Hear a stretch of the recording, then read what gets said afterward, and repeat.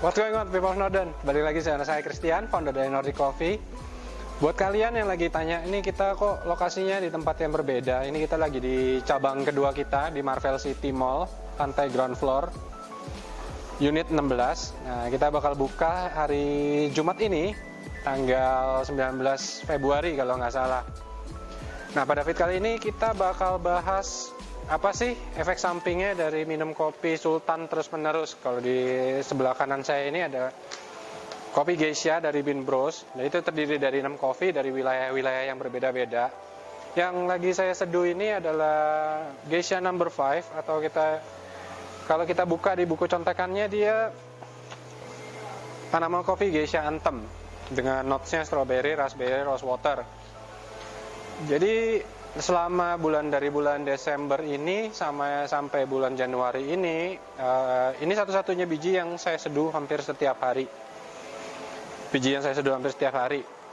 Kira-kira efek sampingnya apa ya? Stay tune pada feed berikutnya. Oke, efek samping yang pertama seperti kita tahu, beans Geisha ini kenapa mahal? Satu, karena dia spesial. Yang kedua, karena dia langka, ditanam di ketinggian yang sangat tinggi. Terus dia pasti pilihan juga karena dia menang lelang. Jadi kayak seperti kontes putri kecantikan kalau kita bilang. Jadi yang terbaik dari yang terbaik pasti yang dipilih. Otomatis biji ini pasti mahal banget gitu. Biji ini masih mahal banget. Terus ini di roasting di Copenhagen. Jadi otomatis juga ongkos kirimnya juga akan mahal. Yang pasti akan berimpact pada kantong kalian. Karena biji kopi Geisha ini kecenderungannya harganya pasti mahal. Jadi kalau kalian ada yang jual Geisha harganya murah banget, harus hati-hati karena tidak semua Geisha diciptakan sama. Yang kedua, ini yang saya rasain, bukannya saya nggak bersyukur kalau kita bisa minum Geisha terus menerus. Yang pasti 6 kopi ini enak sekali karena sudah pilihan. Tapi di sini kita ada prinsip ekonomi, yaitu ada hukum ekonomi, yaitu kayak the law of diminishing marginal return kalau kita bilang. Jadi sesuatu yang terlalu berlebihan tentu tidak akan baik. Jadi awal-awal minggu pertama saya sangat excited untuk membedah rasa, membedah origin dari kopi-kopi Geisha ini. Tapi di minggu kedua saya jadi ngerasa kok kopi ini kayaknya menurun spesialnya. Jadi kayak rasanya biasa aja gitu. Jadi ini juga kejadian waktu saya kompetisi tahun 2017 lalu, di mana saya kurasi berbagai macam biji-biji Geisha. Sampai akhirnya walaupun tidak semua kopi diciptakan sama, saya jadi merasa biji ini kok kayak kurang gitu spesial lagi. Setelah seminggu penuh atau 2 minggu penuh saya mencoba gitu.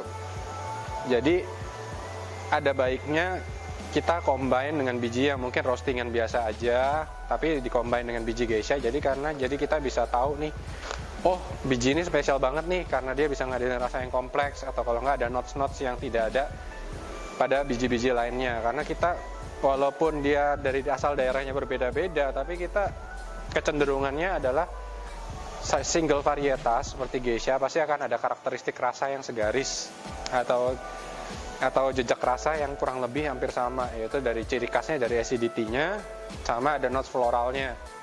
Nah, kebayangkan kalau itu terus-terusan kita minum tiap hari, pasti spesialnya jadi berkurang gitu. Jadi kalau buat saya sih kopi-kopi kayak gini ibarat kata kalau kita seperti menu-menu fine dining. Jadi kalau bisa jangan terlalu sering-sering juga, tapi kalau bisa itu kudu di-explore juga, jangan terlalu pelit juga. Kalau kalian aduh biji Geisha ini mahal banget, kalau saya bilang layak dicoba. Tapi sekali lagi tidak semua Geisha diciptakan sama, jadi harus benar-benar explore.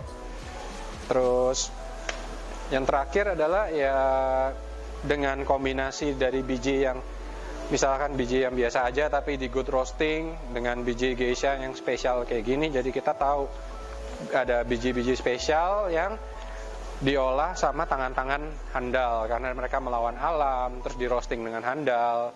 Baru di sana kita bisa benar-benar appreciate biji kopi kayak gini. Tapi kalau misalkan kalian nggak terkendala, misalkan kalian pengen nyeduh Geisha terus, ya kita tidak masalah juga kalau kalian tidak merasakan itu.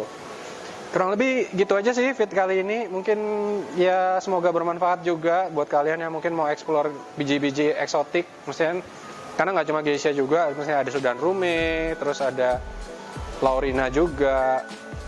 Jadi jejak rasa sama peta rasa kopi kalian akan lebih naik lagi. Nah, sekian sih feed kali ini. Jadi kalau kalian pengen ada pertanyaan, silahkan leave komen di bawah. Jangan lupa support dengan subscribe dan follow Nordic Channel kita. Sampai jumpa lagi di feed berikutnya. Selamat tinggal.